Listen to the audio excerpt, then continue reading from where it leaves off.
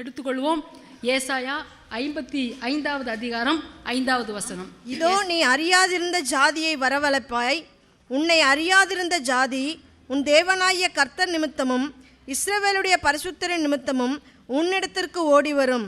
அவர் உன்னை மேன்மைப்படுத்தி இருக்கிறார். அவர் உன்னை மேன்மைப்படுத்தி இருக்கிறார். ஹல்லேலூயா. அவர் உன்னை மேன்மைப்படுத்தி இருக்கிறார். அவர் உன்னை மேன்மைப்படுத்தி இருக்கிறார். ஹல்லேலூயா. கடந்த ஒரு 3 வாரங்களுக்கு முன்பாக என்று நினைக்கிறேன், நான் தேரடி சபையில் உட்கார்ந்து ஜெபம் பண்ணி கொண்டிருந்தேன். அப்போ பார்த்தீங்களா, ஆண்டவருடைய சத்தத்தை நான் கேட்டேன். என்ன சத்தம்னா, நீ அறியாதிருக்கிற ஜாதியை நீ வரவழைப்பாய். அதுக்கு தானையா நான் காத்து கொண்டு இருக்கிறேன். அறிஞ்ச ஜாதியை அழைச்சி யாரும் வரலையப்பா. படியேறி சோர்ந்து போய் ஒன்றும் இல்லாதான் உட்காந்துருக்கிறேன். ஆனால் ஆண்டவரே, அறியாது இருக்கிற ஜாதியை நீ வரவழைப்பான்னு சொல்லுவீங்களா ஆண்டவரே, உங்களுக்கு சோத்தணும் அப்படின்னு சொல்லி நான் ஜெபித்து கொண்டே இருந்தேன். கொஞ்ச நேரம் ஆச்சு, திடீர்னு பார்த்தா அந்த இடத்துல யாரோ வந்து நிற்கிற மாதிரி ஒரு ஃபீலிங் எனக்கு இருந்துச்சு. ஸோ தேரடி சபையில் நான் ஜெபிக்கிற பொழுது அந்த தூரத்தில் இருக்க என்ட்ரன்ஸில் இருக்க லைட்டை மாத்திரம் போட்டுட்டு நான் புல்பீட்டில் உட்காந்து ஜெபம் பண்ணுவேன். ஸோ நான் உள்ளே இருக்கிறது கூட யாருக்கும் தெரியாது. திடீர்னு பார்த்தா யாரோ நிற்கிற ஒரு சுவடு ஒரு ஒரு ஒரு ஃபீலிங் எனக்குள்ளே இருந்துச்சு. திடீர்னு கண்ணை திறந்து பார்த்தா அங்கே ஒரு அம்மா நின்னாங்க. நான் நிஜமாக எனக்கு கொஞ்சம் பயமாக ஆயிடுச்சு. ஏன்னு கேளுங்க, நான் எதிர்பார்க்கவே கிடையாது. ஹல்லேலூயா. ஆண்டவர் சொன்னால் செய்கிறவர். எங்கேருந்து வரீங்கன்னு சொன்னால் அவங்க சொன்னாங்க, அந்த மார்க்கெட்டில் ஒரு சகோதரியோட பேரை சொல்லி அவங்க இந்த சபைக்கு போய் என்று சொன்னார்கள், வந்தேன் என்று சொன்னார்கள். ஹல்லேலூயா. கர்த்தர் நம்மை மேன்மைப்படுத்தி இருக்கிறார். ஆமென்.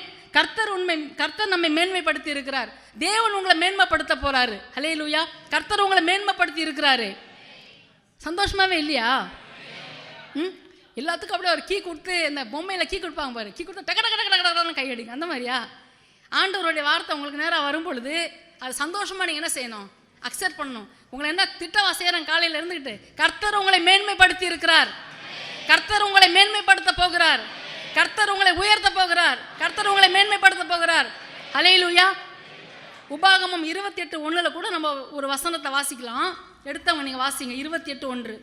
இன்று நான் உனக்கு விதிக்கிற உன் தேவனாகிய கர்த்தருடைய கட்டளைகளின் படியெல்லாம் செய்ய நீ கவனமாய் இருக்கும்படிக்கு அவர் சத்தத்திற்கு உண்மையாய் செவி கொடுப்பாயானால் உன் தேவனாகிய கர்த்தர் பூமியில் உள்ள சகல ஜாதிகளிலும் உன்னை மேன்மையாக வைப்பார். பூமியில் உள்ள சகல ஜாதிகளிலும் உன்னை மேன்மையாக வைப்பார்.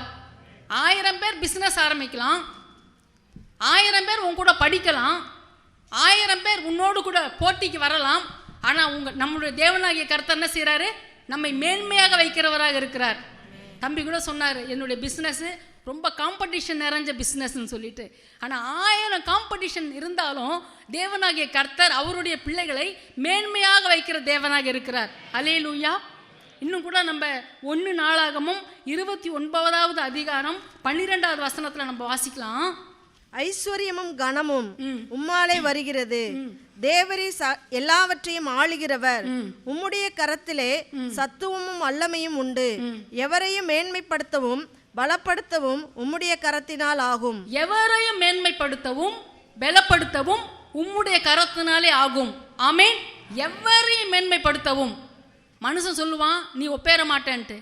அம்மா சொல்லுவாங்க, உன்னை பெற்றதுக்கு ஒரு அம்மிக்கல்ல பெற்றிருக்கலாமேன்ட்டு.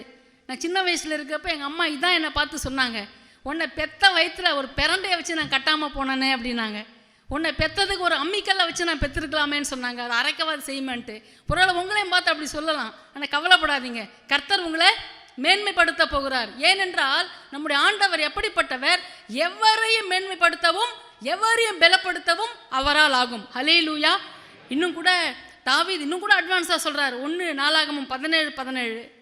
தேவனே, இது இன்னமும் உம்முடைய பார்வைக்கு கொஞ்ச காரியமாயிருக்கிறது என்று தேவனான கர்த்தராயிருக்கிற நீர் உமது அடியானுடைய வீட்டை குறித்து வெகு தூரமாயிருக்கும் காலத்து செய்தியையும் சொல்லி என்னை மகா மேன்மையான சந்ததியின் மனுஷனாக பார்த்தேன். இன்னும் இந்த தாவீது அட்வான்ஸா சொல்றாரு, என்னை மகா மேன்மையின் சந்ததியின் மனுஷனாக பார்க்கிறீர். ஹல்லேலூயா.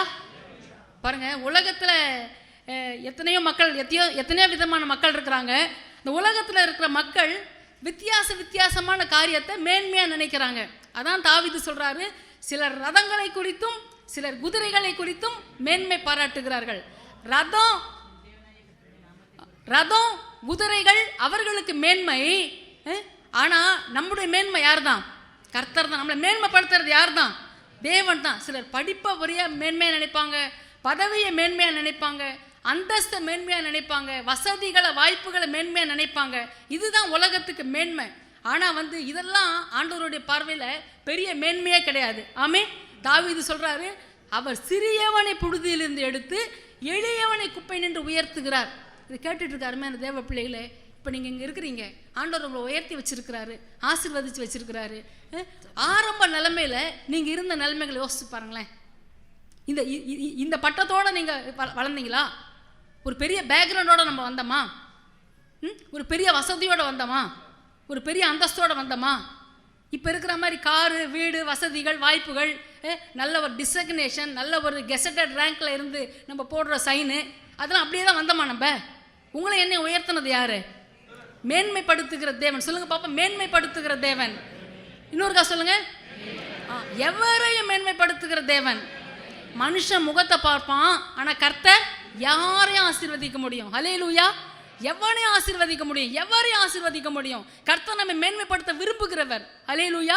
நம்முடைய தேவனாகிய கர்த்தர், அவருடைய பிள்ளைகளாகிய நாம், ராஜாவுடைய பிள்ளைகளா இருக்கிற நாம், நம்ம ராஜா விட்டு கண்ணுக்குட்டிய மாதிரி தான் இருக்க ஆசைப்படுறாரு. ஹல்லேலூயா.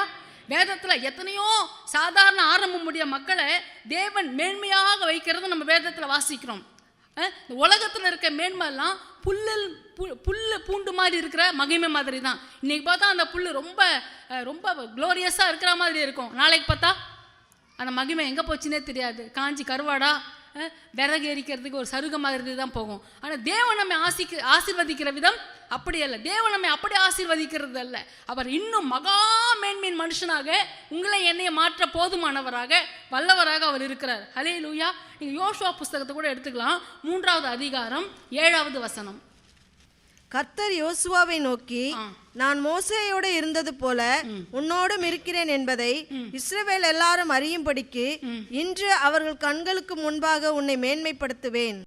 ஆண்டவர் இந்த யோசுவா பார்த்து சொல்றாரு, நான் உன்னை மேன்மைப்படுத்துவேன். யோசுவா பார்த்து என்ன சொல்றாரு? நான் உன்னை மேன்மைப்படுத்துவேன். இந்த யோசுவா ஒரு பெரிய பேக்ரவுண்ட் உள்ளவர் கிடையாது. சரியா? அவங்க அப்பா ஒரு பெரிய ஆள்லாம் கிடையாது.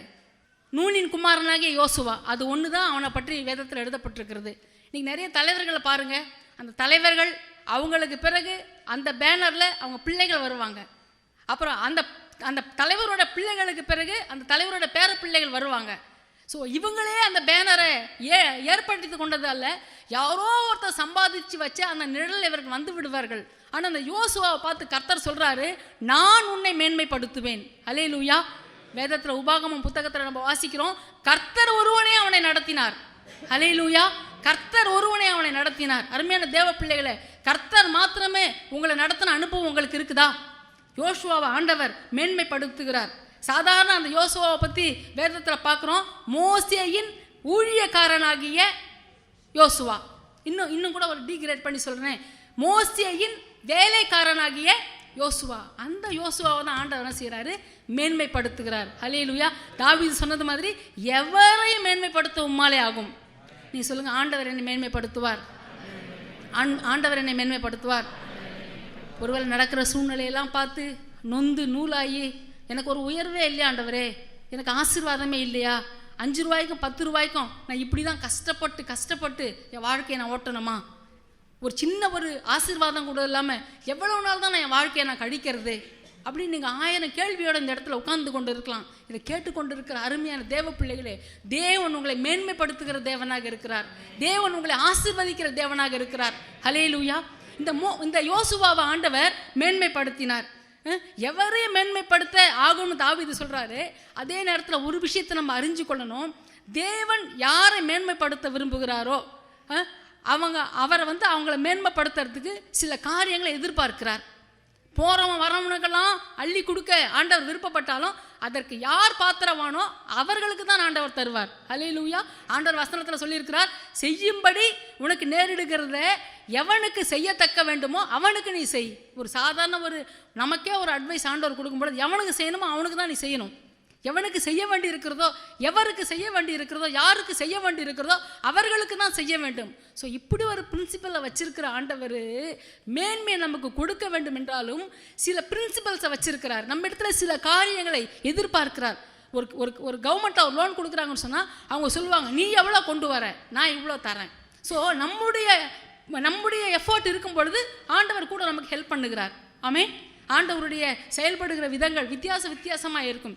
சில நேரங்கள் முற்றிலுமாக நமக்கு உதவி செய்கிறார். ஆனால் சில நேரங்களிலே நம்ம 50 அவங்க 50-50ங்கிற ஒரு ரேஷியோக்குள்ள ஆண்டவர் கொண்டு வர்றார். அல்லேலூயா. இன்னைக்கு கூட நம்ம வாசிக்க போகிறோம். யோசுவாவை ஆண்டவர் மேன்மைப்படுத்த என்ன காரணம் எடுத்துக்கொள்ளலாம். யோசுவா 6வது அதிகாரம் 27வது வசனம். இவ்விதமாய் கர்த்தர் யோசுவாவோட கூட இருந்தார். அல்லேலூயா. யோசுவாவோட கூட இருந்தார். இன்னொரு காசுங்க, யோசுவாவோட கூட இருந்தார். அதே மாதிரி 3:7 கூட வாசிக்கலாம். கர்த்தர் யோசுவாவை நோக்கி, நான் மோசேயோட இருந்தது போல உன்னோடும் இருக்கிறேன் என்பதை இஸ்ரவேல் எல்லாரும் அறியும்படிக்கு. அல்லேலூயா. இந்த இடத்துல ஆண்டவர் என்ன சொல்றாரு? நான் உன் கூட இருப்பேன். பாருங்க தேவ பிள்ளைகளே, நமக்கு எப்பொழுது மேன்மை வரும்? நம்ம கூட ஆண்டவர் இருக்கும் பொழுது தான் நமக்கு மேன்மை. அல்லேலூயா. தாவீதோடு கூட தேவன் இருந்தார். அவன் வீட்டுக்கு அவர் 8வது பிள்ளை, எல்லாராலையும் அற்பமாக எண்ணப்பட்டவர். என்னன்னு தெரியல, கொஞ்ச நாளா தாவீதையே ஆண்டவர் நமக்கு முன்னாடி போர்ட்ராய் பண்றாரு. ஆமே. அல்லேலூயா. தாவீது கேரக்டர் எனக்கு ரொம்ப பிடிக்கும். எல்லாருக்குமே அது பிடிக்கும் தான், அப்படி தானே? தாவீது 8வது பிள்ளை, குடும்பத்தில் அவன் அற்பமாக எண்ணப்பட்டவன். ஒரு மிலிட்ரியில் போய் இருக்கக்கூடிய அளவுக்கு வாட்டசாட்டமான அந்த ஃபிசிக்கல் அப்பியரன்ஸ் கூட அவனுக்கு கிடையாது. ஆனால் கர்த்தர் அவனோடு கூட இருந்தார். தாவீதுடைய வெற்றிக்கு, உயர்வுக்கு, மேன்மைக்கு, ஆசீர்வாதத்திற்கு, பெருக்கத்திற்கு, கனத்திற்கு எல்லாம் காரணம் என்னது? கர்த்தர் அவனோடு கூட இருந்தார். சரி, தாவீதை விடுங்க. யோசேப்போடு கூட கர்த்தர் இருந்தார். யோசேப் யாரு? அவன் அடிமை. அவன் போத்திபாருடைய வீட்டில் வேலைக்காரன். அவன் சிறைச்சாலையில் வைக்கப்பட்டவன். ஆனால் அவன் போத்திபார் வீட்டில் அடிமையாக இருந்தாலும் சரி, போத்திபார் வீட்டில் அவன் வேலைக்காரனாக இருந்தாலும் சரி, சிறையில் அவன் ஒரு கைதியாக இருந்தாலும் சரி, அது விசேஷம் தெரியுமா? கர்த்தர் அவனோடு கூட இருந்தார். அல்ல, கர்த்தர் அவனோடு கூட இருந்தார். ஒரு மனுஷனுக்கு மேன்மை, கர்த்தர் நம்மோடு கூட இருக்க வேண்டும். கர்த்தர் அவனோடு கூட இருந்தார். தாவீதோடு கூட கர்த்தர் இருந்தார். யோசேப்போடு கூட கர்த்தர் இருந்தார். தானியேலு கூட கர்த்தர் இருந்தார். யாக்கோபோடு கூட கர்த்தர் இருந்தார். அல்லேலூயா. நம்ம கூட தேவன் இருக்கிறது தான் நமக்கு மேன்மை. ஆமென். நிறைய சூழ்நிலைக்கு நம்ம நினைக்கிறோம், இந்த பெரிய ஆள் மாத்திரம் என் கூட இருந்துட்டா எனக்கு ரொம்ப வசதியாக இருக்கும்னு சொல்லிட்டு. இந்த குறிப்பிட்ட நபர் என்னோடு கூட இருந்து விட்டால், இந்த குறிப்பிட்ட காரியம் எனக்கு நடந்து விட்டால், இந்த குறிப்பிட்ட கம்பெனியோட எனக்கு ஒரு டைப் இருந்துச்சுன்னா நான் பெரிய ஆளாக வந்துடும், நான் மேன்மையாயிடுவேன்னு நம்ம நினைக்கலாம். அது ஹியூமன் கால்குலேஷன். நம்ம போடுற கணக்கு எப்பயுமே தப்பு கணக்கு தான். ஆமே. ஆனால் உண்மை என்ன தெரியுமா? கர்த்தர் நம்மோடு கூட இருக்க வேண்டும். கர்த்தர் நம்மோடு கூட இருக்க வேண்டும். யோசுவாவோடு கூட கர்த்தர் இருந்தார். அவனை ஆண்டவர் மேன்மைப்படுத்துகிறார். தேவன் அவனை மேன்மைப்படுத்துகிறதற்கு வேற எந்த குவாலிஃபிகேஷனும் யோசுவா இடத்துல காணப்படவில்லை. அவனுக்கு அந்த மேன்மைக்கு வரக்கூடிய ஒரே ஒரு காரணம் என்ன? கர்த்தர் யோசேப்போடு கூட இருந்தார். கர்த்தர் யோசுவாவோடு கூட இருந்தார். அல்லேலூயா. கர்த்தர் யார் கூடலாம் இருக்கிறாரோ அவங்க எல்லாம் மேன்மைக்குரியவர்களாக, கனத்திற்குரியவர்களாக, உயர்ந்தவர்களாக ஆண்டவர் மாற்றுவார். ஆமென். நீ காலை நேரத்தில் நீங்கள் யோசிச்சு பாருங்க, உங்க கூட கர்த்தர் இருக்கிறாரா? மேன்மை அப்படிங்கிற வார்த்தைக்கு ஆங்கிலத்தில் கிரேட், எக்ஸால்ட் என்ற 2 பதங்கள் பயன்படுத்தப்பட்டிருக்கிறது. ஆமே. ஆமே. பாருங்க, யோசுவாவோடு கூட கர்த்தர் இருந்தார். அவனை ஆண்டவர் மேன்மைக்குரியவனாக மாற்றினார். இன்றைக்கு உங்க கூட கர்த்தர் இருக்கிறாரா? இந்த இடத்துல நம்ம அருமையான ஒரு வார்த்தையை நம்ம கேட்குறோம். ஆதியாகமம் 30:42 யாக்கோபு லாபானை பார்த்து சொல்றான், கர்த்தரை மாத்திரம் என் கூட இருந்தா என்னை ஓட்டாண்டியா நீ அனுப்பியிருப்பா மாமா அப்படிங்கிறார். எப்படி? கர்த்தர் மாத்திரம் என் கூட இல்லைன்னு போகாட்டி, கர்த்தர் என் கூட இல்லாமல் இருந்தார்னா நீ என்னை எப்படி அனுப்பிச்சிருப்ப? வெறுங்கையோடு கூட அனுப்பி இருப்பாய். கர்த்தர் நம்மோடு கூட இருந்தா ஆண்டவர் நம்ம என்ன செய்வார்? பாதுகாக்கிறவர், நமக்கு உதவி செய்கிறவர். யாக்கோபு அனுபவிச்சு சொல்றான், ஆண்டவருக்கு அவனுக்கு ரொம்ப சம்பந்தம் கூட கிடையாது. ஆனால் பாருங்கள், ஒரு சூழ்நிலையில் வந்து ஆண்டவரோடு கூட நடக்க அவன் பழகி கொண்டான். ஆண்டவர் கூட இருக்கிறது எவ்வளவு பெரிய விஷயம், எவ்வளவு பெரிய மேன்மை என்பதை அவன் கற்றுக்கொண்டான். தைரியத்தோடு அவன் மாமனாரை பார்த்து சொல்கிறான், லாபான் மாமா, ஆண்டவர் மாத்திரம் என் கூட இல்லைன்னா நீ என்னை மொட்டை அடித்து அனுப்பியிருப்ப மாமா அப்படின்ட்டு. ஆமேன். கர்த்தர் நம்மோடு கூட இருக்க வேண்டும். பாருங்கள், மோசே கேட்குறாரு ஆண்டவர்கிட்ட, ஆண்டவரே நீங்கள் எடுத்து வாசிக்கலாமே, யாத்திராகமம் 33:15. அப்பொழுது அவன் அவரை நோக்கி, உம்முடைய சமூகம் என்னோட கூட செல்லாமற் போனால் எங்களை இவ்விடத்திலிருந்து கொண்டு போகாதிரும். அழகா சொல்றாரு பாருங்க. ஆண்டவரே, இதனுடைய இன்னும் ஒரு சிம்பிள் காரியம் என்னன்னா, ஆண்டவரே நீங்க என் கூட வராட்டி எங்களை இந்த இடத்த விட்டு கூட்டிட்டு போகாதீங்க. ஏன்னா அவனுக்கு தெரியும் இவன் கூட்டிட்டு போற ஜனம் எப்படிப்பட்ட ஜனம், காபரா கேஸ். ஹல்லேலூயா. எப்படிப்பட்ட ஜனம், வணங்கா கழுத்துள்ள ஜனம், முரட்டாட்டம் உள்ள ஜனம். இவங்களை நம்பி என்ன செய்ய முடியாது, ஒன்றும் செய்ய முடியாது. ஒரு நேரம் பார்த்தா மோசே வாழ்க மோசே வாழ்கான்னுவாங்க. ஏதாவது ஒரு சின்ன குறைவு அவங்களுக்கு வந்துச்சுன்னா கல் எடுத்துக்குவாங்க அடிக்கிறதுக்கு. அதான் அவன் மோசே சொல்கிறாரு, ஐயா சாமி, இது ஜனமா, இது ஜனம், இதுக்கு போய் என்ன லீடராக வேறு நீங்கள் போட்டிருக்கிறீங்களே, இதெல்லாம் எப்படி நான் சமாளிக்கிறது, நீங்கள் என்ன செய்யணும் என் கூட வரணும் ஆண்டவரே. ஹல்லேலூயா. எவ்வளோ அழகாக மோசே கேட்குறாரு பார்த்தீங்களா. மோசே வந்து ஒரு வெற்றி உள்ள ஒரு தலைவன். ஹல்லேலூயா. மோசே இஸ்ரவேல் ஜனங்களை ஆண்டவரோட இருதயத்துக்கு ஏற்ற மாதிரி அவன் வழி நடத்தினான். அதுக்கு காரணம் என்ன தெரியுமா, கர்த்தர் மோசையோடு கூட இருக்கணும்னு சொல்லிட்டு அவன் வருந்தி கேட்டான். ஆமென். இது கேட்டுக்கொண்டு இருக்கிற அருமையான தேவ பிள்ளைகளை, எந்த ஒரு வேலையை நீங்கள் செய்ய வேண்டி இருந்தாலும், எந்த ஒரு பொறுப்பை நீங்கள் நிறைவேற்ற வேண்டி இருந்தாலும், எவ்வளவு டஃப் பீப்புள் கூட நீங்கள் வந்து இணைஞ்சு வேலை செய்ய வேண்டி இருந்தாலும், நீங்கள் ஆண்டவர்கிட்ட கேட்க வேண்டிய ஒரே ஒரு காரியம் என்ன தெரியுமா, ஆண்டவரே நீங்கள் என்னோடு கூட இருக்க வேண்டும். கர்த்தர் நம்ம கூட இருந்தால் நம்ம ஹீரோ, ஆண்டவர் மாத்திரம் இல்லாட்டி நம்ம 0. 10 வச்சுக்காங்க. 1 காட். சரியா? ஏக தேவன், திரியேக தேவன், ஆசீர்வதிக்கிற தேவன், உயர்த்துகிற தேவன், மேன்மைப்படுத்துகிற தேவன், கனம் பண்ணுகிற தேவன், பெரிய தேவன், சர்வ வல்லமையுள்ள தேவன், சர்வத்துக்கும் சர்வ பூமிக்கும் ஆண்டவராக இருக்கிற கர்த்தர். ஹல்லேலூயா. வானத்திற்கும் பூமிக்கும் உடையவராகிய கர்த்தர், வானத்தையும் பூமியும் உடையவராகிய கர்த்தர். வானம் எனக்கு சிங்காசனம், பூமி எனக்கு பாதப்படின்னு சொன்னவர். ஹல்லேலூயா. அவர் நம்ம கூட இருந்தா நம்ம கிரேட்டுங்க. ஹல்லேலூயா. ஒரு மனுஷனை கிரேட் ஆக்குறது யார் தான், ஆண்டவர் தான். ஹல்லேலூயா. எனவே எந்த சூழ்நிலையிலையும் அந்த மோசே கேட்டது மாதிரி சொல்லணும், ஆண்டவரே என் கூட இருக்கிறவங்க என்னை கோஆப்ரேட் பண்ணாத ஆளாக இருக்கலாம்ப்பா, என் கூட இருக்கிறவங்க டஃப் பீப்புளாக எனக்கு இருக்கலாம், என் கூட இருக்கிறவங்க என்னை வந்து முன்னேறி செல்ல விடாதவர்களாக இருக்கலாம், ஆனால் வந்து நீங்கள் மாத்திரம் என் கூட இருந்தீங்கன்னா போதும், கர்த்தர் நமக்கு என்ன செய்வார், உதவி செய்வார். ஸோ எந்த ஒரு காரியம் வந்தாலும் நீங்கள் வந்து பேக் அடிக்கணுன்ற அவசியமே கிடையாது. சரியா? நம்ம செய்ய வேண்டியது ஒன்றே ஒன்று, ஆண்டவர் என் கூட இருக்கணும். மோசே அழகாக சொல்கிறார், ஆண்டவர் நீர் என் கூட இல்லாமல் போனால் இந்த இடத்த விட்டே என்னை கூட்டிகிட்டு போகாதீங்க. எவ்வளோ அழகாக டெக்னிக்காக பேசுகிறார் பார்த்தீங்களா மோசே. அதனால தான் வந்து அவர் வெரி குட் லீடராக இருந்தார். ஆமென். ஆண்டவர் வந்து நம்ம கூட இருக்க விரும்புகிறார். எல்லா சூழ்நிலையிலையும் ஆண்டவர் நம்ம கூட இருக்க விரும்புகிறார். நம்ம ஆசீர்வதிக்க விரும்புகிறார். நம்மளை உண்டாக்கினவர் அவர், நம்ம உருவாக்கினவர் அவர். தாயின் கருவிலே தோன்றும் முன்னே பெயர் சொல்லி அழைத்து அபிஷேகம் பண்ணி ஜாதிகளுக்கு தீர்க்கதரிசியாக கட்டளையிட்டவர் அவர். ஆமென். எப்பயுமே நம்ம கூட இருக்கதான் ஆண்டவருக்கு ஆசை. ஆனால் எப்போ நம்ம கூட இருக்க மாட்டார். நம்ம வாசிக்கிறோம் யாத்திராகமம் 33:3 வாசிங்களேன். ஆனாலும் வழியிலே கண்ட்ரோலா வச்சுக்காங்க ப்ளீஸ். ஆனாலும் வழியிலே நான் உங்களை நிர்மூலம் பண்ணாதபடிக்கு நான் உங்கள் நடுவே செல்ல மாட்டேன். ஹல்லேலூயா. ஆண்டவர் சொல்றா, நான் உங்க கூட வர மாட்டேன்பா, இந்த கும்பல் கூட நான் என்ன செய்ய மாட்டேன், வர மாட்டேன். ஏன் வர மாட்டாரு? வணங்கா கழுத்துள்ள ஜனம். சொல்லுங்க பாப்போம். வணங்கா கழுத்துள்ள ஜனம், பாவம் செய்யற ஜனம், முரட்டாட்டம் உள்ள ஜனம், என்னை வெசனப்படுத்துகிற ஜனம், என்னை வேதனைப்படுத்துகிற ஜனம், நீயே உன் ஜனங்களை கூட்டிகிட்டு போ, நான் என்ன செய்ய மாட்டேன், கூட வரமாட்டேன். இதை கேட்டுட்டு இருக்க அருமையான தேவ பிள்ளைகளே, தேவன் நம்மோடு என்னாலும் கூட இருக்க விரும்புகிறார். ஆண்டவர் சொன்னார், இந்த உலகத்தின் முடிவு பரியந்தம் சகல நாட்களிலும் நான் உங்களுடனே கூட இருக்கிறேன் என்று. ஆமென். நம்ம கூட உலகத்தின் சதா காலங்களிலும் நம்மோடு கூட இருக்க விரும்புகிற தேவன். உலகத்தோட நம்மளை முடிச்சிடுறது கிடையாது. போனாலும் எங்கே தான் போகணும், நம்ம அப்பா வீட்டுக்கு தான் போகணும். ஹல்லேலூயா. ஆனால் ஆண்டவர் சொல்கிறார், நான் உன் கூட வரமாட்டேன். பிடிக்காத ஒரு அங்கிள் கூட இல்லை, பிடிக்காத ஒரு ஆண்டி கூட பிள்ளைங்களை போக சொல்லுங்கள். அப்போ தான் அவங்களுக்கு வயிறு வலிக்கும், அப்போ தான் அவங்களுக்கு வயிற்ற கலக்கும், அப்போ தான் அவங்களுக்கு ஜுரம் வரா மாதிரி இருக்கும். ஏன்? அவங்களுக்கு பிடிக்கல. அதுமாதிரி தேவ பிள்ளைகளே, பிடிக்காம ஆண்டவர் நமக்கு என்ன செய்யக்கூடாது, வரக்கூடாது. ஆண்டவர் பாவம் செய்கிற இடத்துல என்ன செய்ய மாட்டார், வரமாட்டார். அவர் பரிசுத்தம் உள்ள தேவன். ஹல்லேலூயா. இஸ்ரவேலை பார்த்து சொல்கிறாரு, மோசே சொல்கிறாரு, உங்கள் தேவனாகிய கர்த்தர் உங்கள் பாளையம் எங்கும் உலாவுகிறபடினால் உங்கள் பாளையம் சுத்தமாக இருக்க கடவுது. பாருங்கள், அந்த தெய்வம் அவர் கூட இருக்கிற தெய்வம் எங்கே தான் இருப்பார்? நம்ம இருதயத்தில் இருப்பார். நீங்கள் தேவனுடைய ஆலயமாக இருக்கிறீர்கள் என்றும் தேவனுடைய ஆவி உங்களுக்குள்ளே வாசமாக இருக்கிறார் என்றும் அறியீர்களா? ஆமென். எங்கே தேவன் வாசம் பண்ணுறாரு? இந்த 4 சுவத்தில் இருக்கிறாரா? இந்த கட்டடத்துக்குள்ள ஆண்டவர் இருக்கிறாரா? இது கட்டடம், நீங்களும் நானும் இருக்கிறதுனால தான் இந்த ஆலயம். ஹல்லேலூயா. நாம் தான் தேவனுடைய ஆலயம்.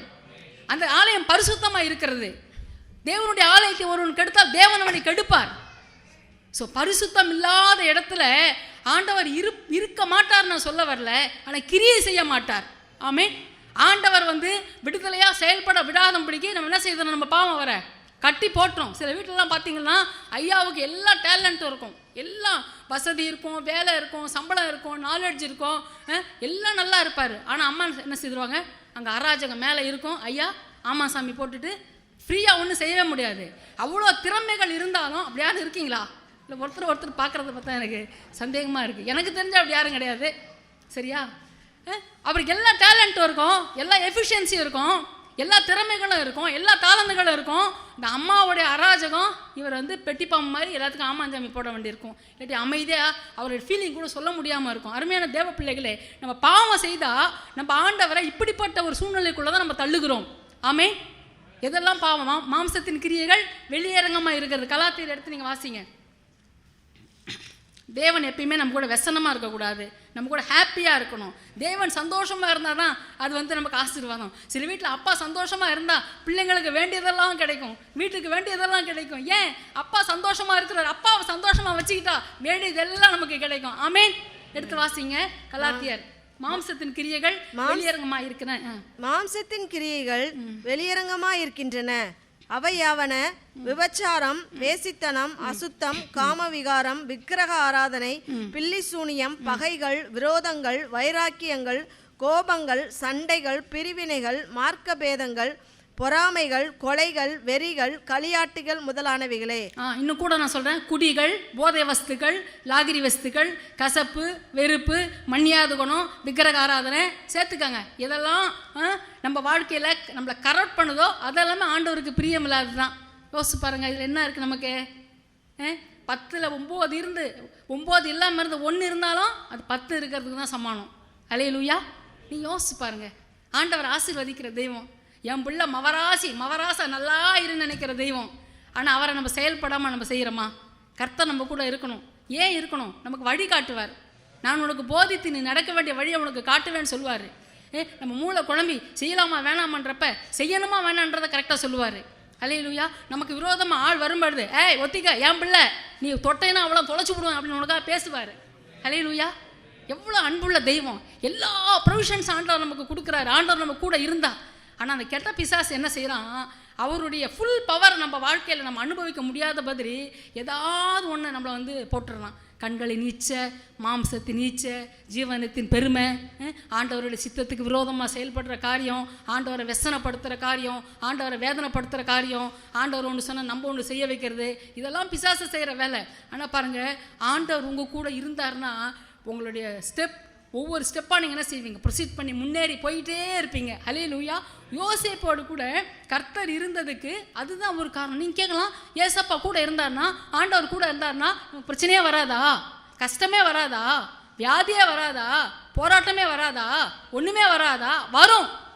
ஆண்டவர் எந்த இடத்துலையும் நீ என்னை ஏற்றுக்கிட்டேன்னா நிறைய பேர் சொல்லுவாங்க, எதுக்கு நீ ஞானஸ்தானம் எடுக்கிற? ஞானஸ்தானம் எடுத்தா என் பிரச்சனைலாம் முடிஞ்சிடும்னு சொல்லுவாங்க. நம்பாத. ஞானஸ்தானம் எடுத்தால் பிரச்சனைலாம் முடியவே முடியாது. பிரச்சனை ஒரு வேளை வரும், அதுக்காக பயந்து எடுக்காமல் இருந்துடாதீங்க.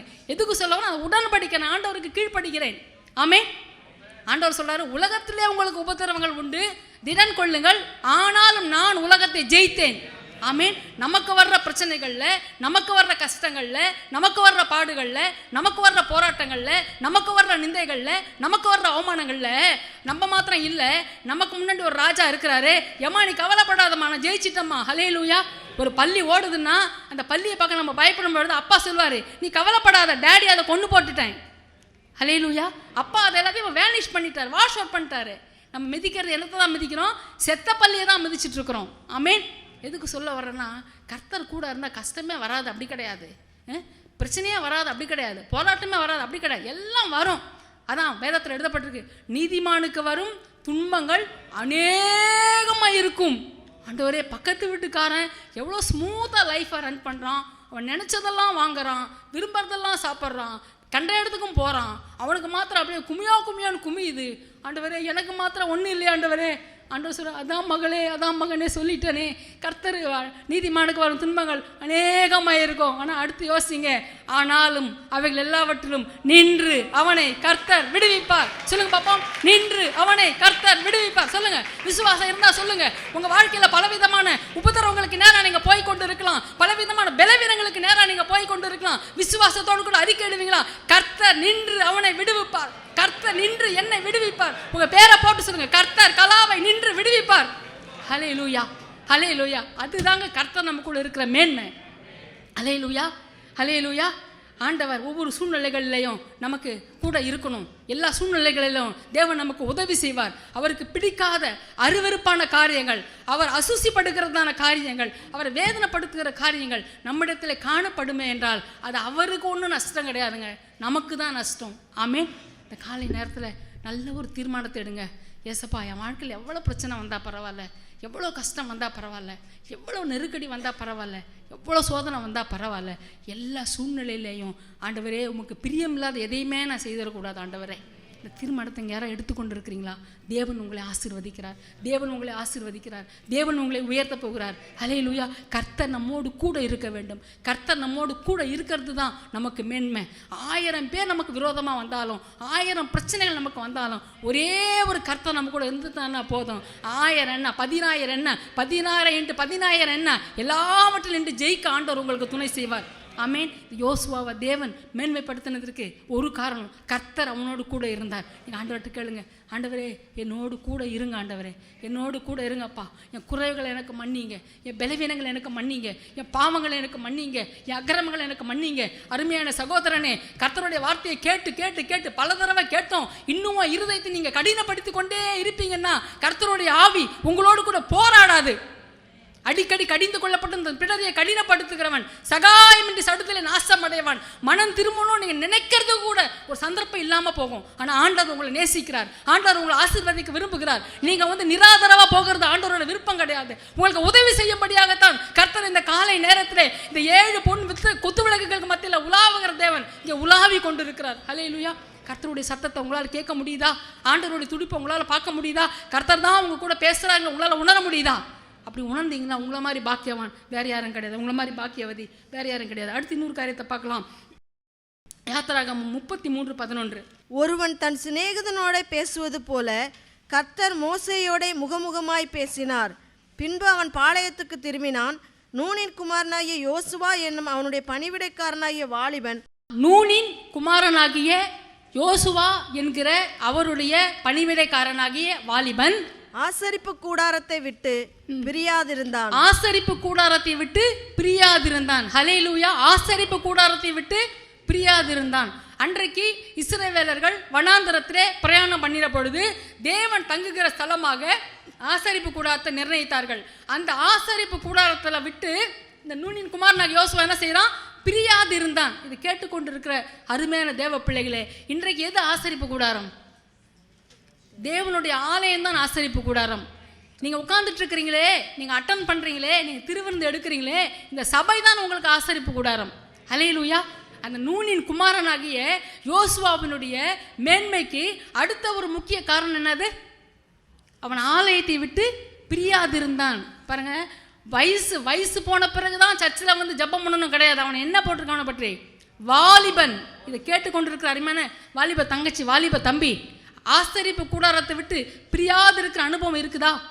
தாவீது சொல்றாரு, ஆகாமிய கூடாரத்திலே வாசமா இருக்கிறதை பார்க்கிலும் தேவனுடைய ஆலயத்தின் வாசல் படியிலே இருக்கிறதையே நான் விரும்புவேன்.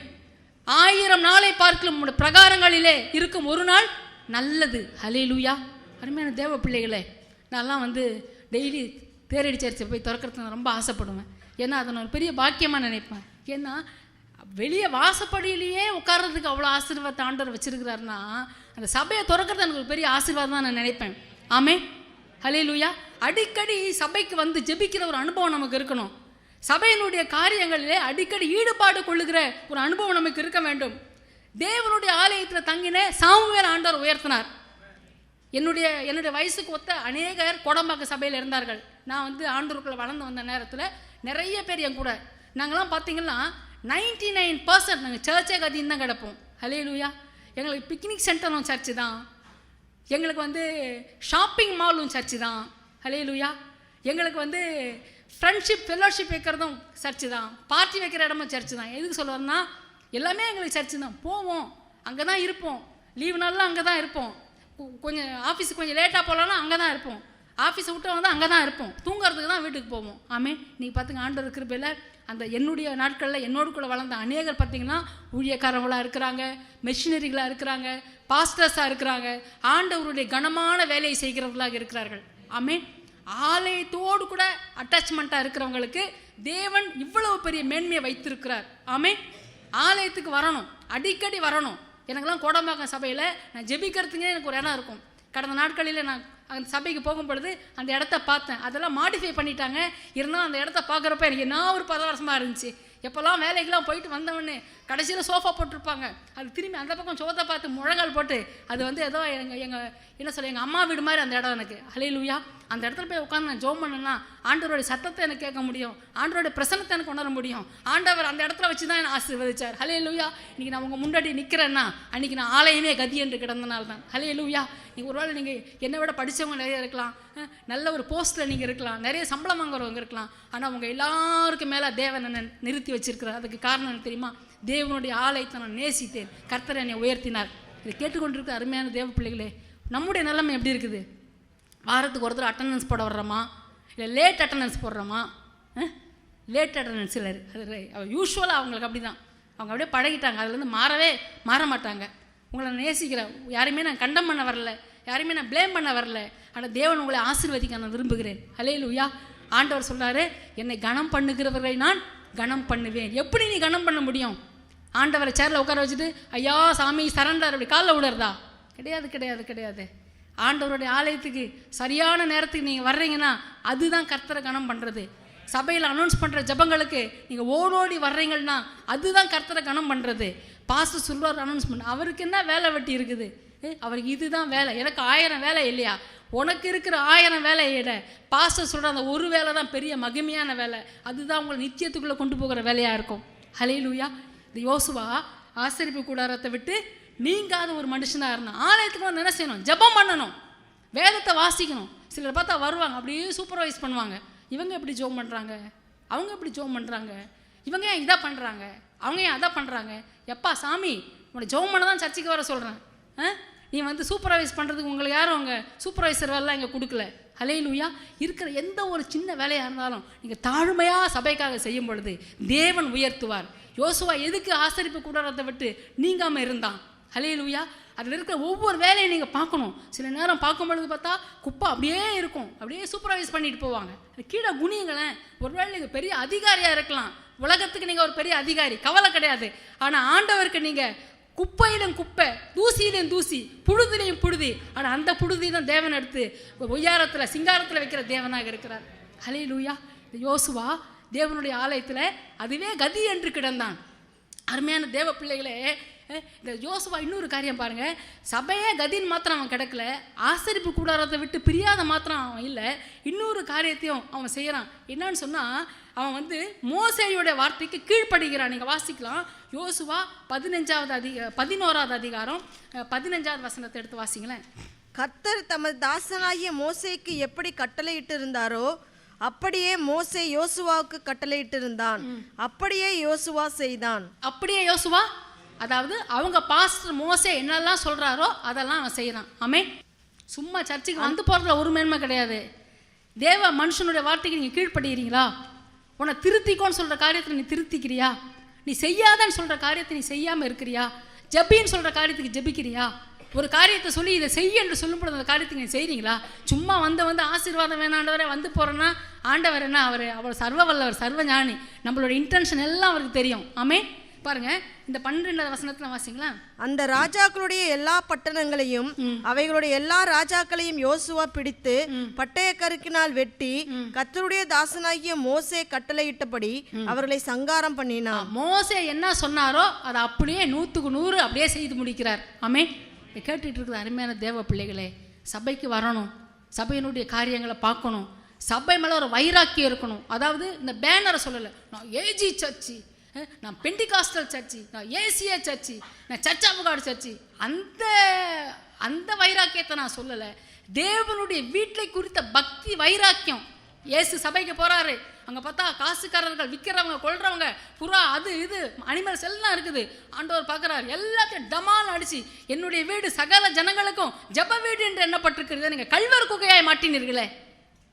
நீங்கள் போய் நேராக போய் சண்டை போட சொல்ல. நான் ஐயோ சிஸ்டர் தான் சண்டை போட சொன்னாங்க, பக்தி வைராக்கியம்னு சொன்னாங்க, இயேசு கோபப்பட்டான்னு சொன்னாங்க. அதாவது இயேசு வன்முறையில் ஈடுபட்ட அந்த ஒரு இடம் தான். ஹல்லேலூயா. இயேசு வன்முறையில் ஈடுபட்டார். எந்த இடம்? இதுதான். ஏன்? தேவனுடைய ஆலயத்தில் நடக்கிற அராஜகத்தை பார்த்து, வியாபாரத்தை பார்த்து, ஆண்டவருக்கு பிரியமில்லாத காரியங்களை பார்த்து அவர் கோபம் வருது. அருமையான தேவ பிள்ளைகளே, அப்படி பார்க்கும் பொழுது நீங்கள் ஜெபம் பண்ணுங்க. யாருடைய குறைகளையும் யாருக்கிட்டையும் கேட்க உங்களுக்கு அதிகாரம் கிடையாது, எனக்கு அதிகாரம் கிடையாது. உங்களுடைய வார்த்தைகள் மாற்றாததை உங்களுடைய ஜெபம் மாற்றும். ஆமென்.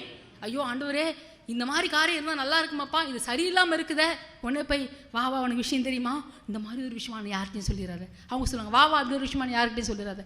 சொல்லாதான்ட்டு எல்லாம் சேர்ந்து எங்கள் காதுக்கு வரும்பொழுது நாங்கள் நூடுல்ஸாக உட்காந்துட வேண்டியது தான். அருமையான தேவ பிள்ளைகளே, உங்கள்கிட்ட அன்பான ஒரு காரியத்தை சொல்கிறேன். ஒரு காரியம் உங்களுக்கு வரும்பொழுது நீங்கள் ஜெபம் பண்ணுங்க. ஜபத்துக்கு மிஞ்சினது ஒன்றும் கிடையாது. ஹல்லேலூயா. இயேசுவுக்கு தேவனுடைய ஆலயத்தை குறித்த பக்தி வைராக்கியம் இருந்தது. அவர் தேவனுடைய குமாரன். இன்னைக்கு அந்த ஒரு அபிஷேகத்தை தான் தேவன் உங்களிடத்தில் என்னிடத்தில் எதிர்பார்க்கிறார். யோசுவா ஆசரிப்பு கூடாரத்தை விட்டு பிரியாத ஒரு மனுஷனாக இருந்தான். எனவே தேவன் அவனை மேன்மைப்படுத்தினார். நீங்கள் வாழ்க்கையில மேன்மையடைய வேண்டுமா, உயர்வடைய வேண்டுமா, நல்ல ஒரு அந்தஸ்தில் இருக்க வேண்டுமா, சபையோடு கூட நல்ல ஒரு ஐக்கியத்தை வைத்துக் கொள்ளுங்கள். ஆமென். கர்த்தர் உங்களை ஆசீர்வதிப்பார். இன்னும் கூட ஒரு காரியத்தை நம்ம பார்க்கலாம் யோசுவாவை குறித்து. என்னாகமும் 14வது அதிகாரம் 6வது வசனம். அதாவது நான் சம்பவத்தை சொல்கிறேன். 12 வேவுக்காரர்களை கானான் தேசத்தில் வேவு பார்க்க அனுப்புகிறாங்க. அதில் 10 பேர் சொல்கிறாங்க, அது நல்ல தேசம்தான், அது பாலும் தேனும் ஓடுகிற தேசம்தான், அங்கே நல்ல வளப்பமானது தான், அங்கே எல்லாமே வீடெல்லாம் பிரம்மாண்டமாக இருக்குது தான், அங்கே எல்லாமே மரம் எல்லாமே செழிப்பாக இருக்குது தான், எல்லாம் உண்மை தான். ஆனால் அங்கே இருக்கிற ஜனங்க பார்த்தா பெரிய ராட்சசர் மாதிரி இருந்தாங்க. அவங்க பார்வைக்கு நாங்கள் எப்படி இருக்கிறோம்?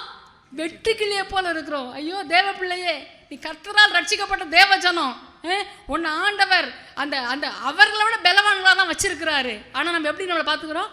வெட்டுக்கிளி ஆண்டவரே, நான் புழு ஆண்டவரே, நான் பூச்சி ஆண்டவரே, எவ்வளவு இன்செக்ட்ஸ் இருக்கோ அவ்வளோ இன்செக்ட் பேரே நம்ம சொல்கிறோம். அப்படி தான் அந்த 10 பேரும் சொன்னாங்க. ஆனால் இந்த 2 பேரும் யோசுவா காலையில் மட்டும் என்ன சொல்கிறாங்க? தேசத்தை சுற்று பார்த்தவர்களில் நூனின் குமாரனாகிய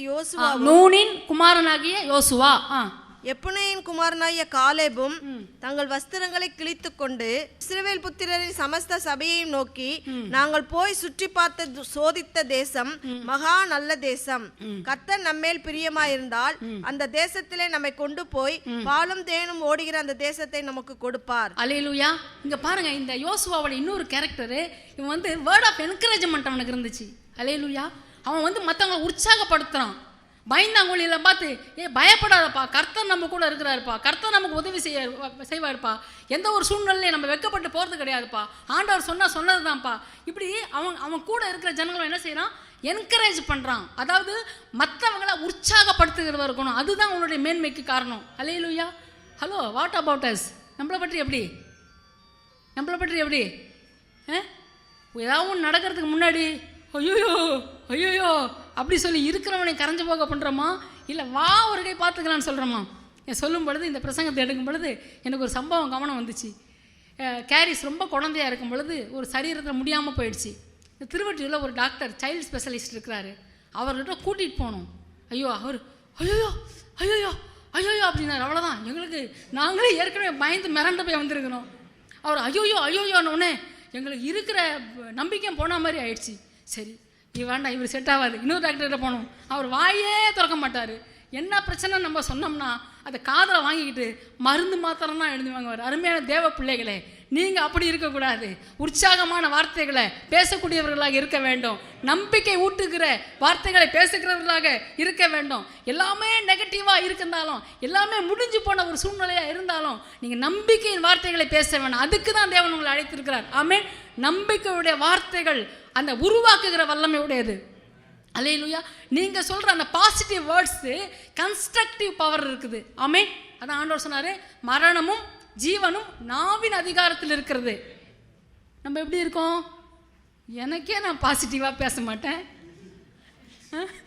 உங்களுக்கேங்க நான் பாசிட்டிவாக பேச போகிறேன் பாருங்கள். நிறைய நேரம் பார்த்தீங்களா சில சூழ்நிலை எனக்கு வரும், அங்கே பார்த்தா ஒன்றுமே இருக்காது. ஆனால் அதை பார்த்துட்டு ஏன் அவன் நம்பிக்கையா உங்கள்கிட்ட நான் சொன்னேன்னா நீங்கள் அவ்வளோதான். இப்போ யோசிச்சு பாருங்கள், தாவீது வந்து ஒரு நாள் ராத்திரி சிங்கத்தை கொல்றாரு, கரடியை கொல்றாரு. அடுத்த நாள் காலையில் அந்த ஆடெல்லாம் கூப்பிட்டு வச்சு, சிங்கமே, ஆடே, ஆட்டுக்குட்டியே, உங்களுக்குலாம் ஒரு விஷயத்த சொல்கிறேன். நைட்டு நீங்களாம் படுத்திருந்தீங்க, ஒரு சிங்கம் வந்துச்சா, ஒரு கரடி வந்துச்சா, அவ்வளோதான். அடுத்த நாள் அந்த ஆட்டுக்குட்டி நிம்மதியாக தூங்குமா? இமேஜின் பண்ணி பாருங்களேன். அந்த மாதிரி தான் பாருங்கள். சில நேரம் பார்த்தா அதாவது ஒரு வழியுமே இருக்காது, ஆனால் மனசில் ஒரு தைரியத்தை வர வச்சுட்டு விசுவாச வார்த்தை சொல்லுவார். அப்படி நடக்காது, கர்த்தர் உங்களுக்காக செய்வார், நீங்கள் கவலைப்படாதீங்க, நீங்கள் இதை பண்ணிடுவீங்க, அதை பண்ணிடுவீங்க. ஒரு 2-3 நாள் ஆயிருக்கும், சிஸ்டர் நீங்கள் சொன்ன மாதிரி ஆயிடுச்சு சிஸ்டர். எப்படி? ஆண்டவர் தம்முடைய ஊழியக்காரனுடைய வார்த்தைகளை நிலைவரப்படுத்துகிற தேவன். ஆமென். நாங்கள் சொன்னா ஆண்டவர் செய்வார். உங்களுக்கு செய்யறதுக்கு அவர் ஒரு எண்ணெய் வைக்காட்டி கூட நாங்கள் எதாவது சொல்லிட்டோன்னா, ஐயோ இவ சொல்லிட்டாலே, என் பிள்ளையாச்சே, என் ஊழியத்தை வேற செய்கிறாளே, இவ்வளோ பெரிய சர்ச்சை வெக்காலையும் நான் கொடுத்து வச்சிருக்கிறேனே, அவள் வெட்கப்பட்டு போயிடக்கூடாது, அசிங்கப்பட்டு போயிடக்கூடாது, சரி அவங்களுக்காக செய்யறத கூட உனக்காக நான் செய்கிறேன்னு வேறு. ஆமேன். உங்களுக்கும் அப்படிதான். ஆமேன். உங்களுக்கும் அப்படிதான். நீங்கள் விசுவாசத்தோடு நம்பிக்கை ஊட்டுகிற வார்த்தைகளை பேசுங்கள். அதாவது எல்லாமே மறந்துருச்சு, செத்து போச்சு, ஒன்றுமே இல்லைன்னு சொன்னாலும் நீங்கள் ஆண்டவருடைய நாமத்தினால, இயேசுவின் நாமத்தினால உருவாக்குகிற வார்த்தையை நீங்கள் பேசுங்க. கர்த்தர் அதை ஆம் என்றும் நிறைவேற்றுவார். எசேக்கியேல் தீர்க்கதரிசியை பார்த்து ஆண்டவர் சொன்னார், இந்த உலர்ந்த எலும்புகள் உயிரடையுமா? ஹல்லேலூயா. இன்னைக்கு செத்துருந்தா கூட ஏதாவது ஆண்டவர் ஏதாவது பை சான்ஸில் எடுத்து போட்டுருவார். நிறைய இடத்துல பார்க்குறமே, அந்த மார்ச்சுரியில் இருக்கிறதா திடீர்னு உயிரோட வந்துருச்சுன்னு, அந்த மாதிரி கூட நம்ம கெஸ் பண்ணிக்கலாம். ஆனால் பாருங்கள், அதுவே வளர்ந்து ஒடிஞ்சு அதாவது ஒரு பிளேஸில் இருக்குது, எங்கெங்கேயோ இருக்குது, எந்த எலும்பு எதோட மேட்ச் பண்ணணும் கூட தெரியாது. அவனை பார்த்து ஆண்டவர் கேட்குறாரு, எசேக்கியேலே இந்த எலும்புகள் உயிரடையுமா? அவன் எவ்வளோ டெக்னிக் பாருங்கள். ஆண்டவரே எனக்கு தெரியாது ஆண்டவர், உமக்கே தெரியும். ஆமேன். சில நேரத்தில் நம்ம டெக்னிக் தான் யூஸ் பண்ண வேண்டியிருக்கு. அருமையான தேவ பிள்ளைகளே, ஒரு விளையாட்டுக்கு நான் உங்கள்கிட்ட பேசினாலும், உங்களை சிரிக்க வச்சாலும், இருதயத்தில் இருக்கிற ஆண்டகத்தை சொல்கிறேன், எந்த ஒரு மோசமான சூழ்நிலையை பார்த்தோம் இது முடியாது என்று மாத்திரம் உங்கள் மனசில் நீங்கள் நினச்சிடாதீங்க. நீங்கள் சொல்லுகிற ஒரு உற்சாகம் ஊட்டக்கூடிய வார்த்தைகள் அடுத்தவர்களை ஊன்ற கட்டும், அடுத்தவர்களை உருவாக்கும். நீங்கள் விசுவாசத்தோடு இயேசுவின் நாமத்தினாலே சொல்லும் பொழுது தேவன் உங்களுக்காக கிரியை செய்வார், தேவன் உங்களுக்காக செயல்படுவார், தேவன் உங்களுடைய வார்த்தைகளை நிலைவரப்படுத்துவார். ஆமென். டிஜிஎஸ் தினகரன் சாட்சி நம்ம எல்லாருமே கேள்விப்பட்டிருப்போம். டிஜிஎஸ் தினகரன் கல்லூரி படிப்பை முடித்து வேலைக்கு எவ்வளவோ அலைஞ்சி வேலை இல்லாத ஒரு நிலைமையில் ட்ரெயினில் வந்து அவர் தற்கொலை பண்ணிக்கொள்ள வேண்டிய நோக்கத்தோடு கூட ரயில் தண்டவாளத்தை நோக்கி வந்து கொண்டு இருந்தாராம். அப்பொழுது அவருடைய சித்தப்பா அவரை வழியில் மீட் பண்ணி கேட்குறாரு, நீ எங்கே போய் கொண்டு இருக்கிறாய்? அந்த டிஜிஎஸ் தினகரன் சொன்னார்களாம், ஐயா சித்தப்பா எனக்கு வேலை ஒன்றும் கிடையாது, நான் எங்கே திறனாலும் எனக்கு கிடைக்கல, எனக்கு வந்து ஒரு எதுக்கு உயிரோடு கூட இருக்கிறேன்ற ஒரு எண்ணம், அதனால் நான் வந்து சாகரத்துக்கு போய் கொண்டு இருக்கிறேன். பாருங்கள், உனக்கு எதுவும் கிடைக்காதுப்பா, உன் படித்த படிப்புக்கு ஒன்றும் கிடைக்காது, நீ எல்லாம் உருப்பட மாட்டே, நீ எல்லாம் முன்னேற மாட்டே. அதான் அந்த சித்தப்பா சொல்லலை. அவர் கூப்பிட்டு வச்சு பேசுகிறாரு, மகனே இயேசு உன்னை நேசிக்கிறார், இயேசு உனக்காக யாவும் செய்து முடித்திருக்கிறார். கல்வாரி சிலுவையிலே உனக்காக உயிரையே கொடுத்த அந்த தேவன் உனக்கு ஒரு வேலையை கொடுக்க மாட்டாரா? உனக்கு ஒரு ஆசீர்வாதத்தை கொடுக்க மாட்டாரா? உனக்கு ஒரு நன்மையை கொடுக்க மாட்டாரா? உனக்கு ஒரு மேன்மையை கொடுக்க மாட்டாரா? அவர் ஆற்றினார், தேற்றினார், இயேசுவை பற்றி சொன்னார். அந்த மனுஷன் அந்த தைரியத்தோடு கூட தான் சாக வேண்டுங்கிற அந்த முடிவை மாற்றிக்கொண்டு தன்னுடைய வீட்டுக்கு திரும்பினாரு, கர்த்தருக்கு தன்னை ஒப்பு கொடுத்தாரு, தேவன் அவர் ஆசீர்வதிச்சாரு. இன்னைக்கு உலகம் எங்கிலும் டிஜிஎஸ் தினகரன் தெரியாத ஆளே கிடையாது. ஹல்லேலூயா. அந்த ஒரு பெரிய டிஜிஎஸ் தினகரனை உலகம் முழுவதுக்கும் காட்டுறதுக்கு யார் தான் இருந்தது? அந்த சித்தப்பாவுடைய ஒரு சாதாரண வேர்ட் ஆஃப் என்கரேஜ்மெண்ட் தான். இதை கேட்டுக்கொண்டு இருக்கிற அருமையான தேவ பிள்ளைகளே, இங்கே ஒவ்வொருத்தரும் எத்தனையோ டிஜிஎஸ் தினகரனை உருவாக்கக்கூடிய அளவுக்கு ஆண்டவர் உங்களுக்கு கிருபைகளை கொடுத்துருக்கிறார். ஆமேன். ஆண்டவர் உங்களை சமுதாயத்தில் உயர்த்துவார். எங்கெல்லாம் அவர் பிரசங்கம் பண்ணுற பல இடங்களில் நான் கேட்டிருக்கிறேன். அவருடைய வாழ்க்கையில் அவங்க சித்தப்பாவுடைய காரியங்கள் அது அவருக்கு மேன்மை தானே. எனவே நீங்கள் சூழ்நிலையை பார்க்காதீங்க, மனிதர்களை பார்க்காதீங்க, இருக்கிற காரியங்களை பார்க்காதீங்க. இதற்கு மேலாக விசுவாசத்தின் வார்த்தையை நீங்கள் பேச கற்றுக்கொள்ளுங்கள். இந்த யோசுவாவை தேவன் மேன்மைப்படுத்தினார். இதுக்கு காரணம் என்ன தெரியுமா? அவனுக்குள்ளே இருக்கிறதான உற்சாகம் ஊட்டுகிறதான வார்த்தைகள். யாரையும் உடைச்சி போடுறதுக்கு வார்த்தைக்கு வல்லமை உண்டு, யாரையும் நுறுக்கி போடுறதுக்கு வார்த்தைக்கு வல்லமை உண்டு, யாரையும் வேதனைப்படுத்துகிறதுக்கு வார்த்தைக்கு வல்லமை உண்டு. நான் அடிக்கடி ஆண்டவர்கிட்ட கேட்குறது, ஆண்டவர் எனக்குள்ளே உருவாக்குகிற வார்த்தைகளை தாருங்க, எனக்குள்ளே ஊன்ற கட்டுகிற வார்த்தைகளை தாருங்க. யாருடைய விசுவாசத்துக்கு நான் அதிகாரி கிடையாது ஆண்டவரே, ஆனால் எல்லாருடைய சந்தோஷத்துக்கு நான் சகாயராக இருக்க வேண்டாம் ஆண்டவரே. சந்தோஷத்துக்கு சகாயராக நான் இருக்கணும்னு சொன்னால் எனக்கு என்ன தேவை தெரியுமா? உருவாக்குகிற வார்த்தைகள். சொல்லுங்க பார்ப்போம். உருவாக்குகிற வார்த்தைகள். உற்சாகப்படுத்துகிற வார்த்தைகள், ஊக்கப்படுத்துகிற வார்த்தைகள். ஹல்லேலூயா, ஹல்லேலூயா. ஒருவேளை உற்சாகமாக பேசக்கூடிய அளவுக்கு அந்த சூழ்நிலையை பார்த்தா பேச தைரியம் இல்லாமல் இருக்கலாம். ஆண்டவர்கிட்ட கேளுங்க, ஆண்டவரே எனக்குள்ளே ஒரு விசுவாசத்தின் வலிமையை உருவாக்கும் ஆண்டவரே. ஜெபம் பண்ணினா ஆண்டவர் தருவார். ஆண்டவர் நேற்றுக்கு நான் ஒரு ஸ்கூலில் கிளாஸ் டீச்சர்ஸுங்களுக்கு ப்ரேயர் எடுக்க போனேன். அப்போ சொன்னேன், ஆண்டவர் நமக்கு வாட்ச்மேன், ஆண்டவர் நமக்கு காட், ஆண்டவர் நமக்கு ரூஃப். ஹல்லேலூயா. எவ்வளோ பெரிய தெய்வம். வானம் எனக்கு சிங்காசனம்னாரு, பூமி எனக்கு பாதப்படினாரு. வானத்தையும் பூமியும் உடையவராகிய கர்த்தர், வானத்திற்கும் பூமிக்கும் வானத்தையும் பூமியும் உண்டாக்கிற கர்த்தர்.